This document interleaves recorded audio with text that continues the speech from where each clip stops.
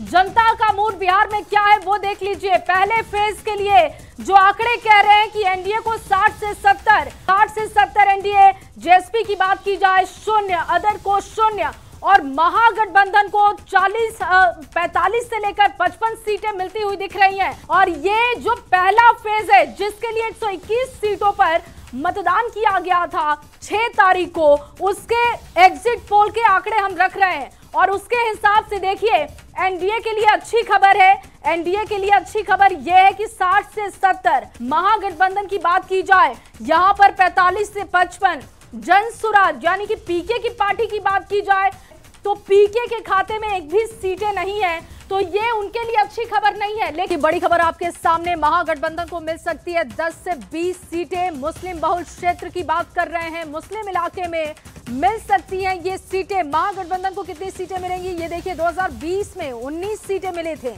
और अभी का जो आंकड़ा है 10 से 20 का है। मुस्लिम बहुल क्षेत्र की बात हो रही है और प्रदर्शन महागठबंधन का कैसा वहां पर रहा है, इन आंकड़ों के जरिए हम आपको बता रहे हैं। हालांकि ये एग्जिट पोल के आंकड़े हम आपको बता रहे हैं।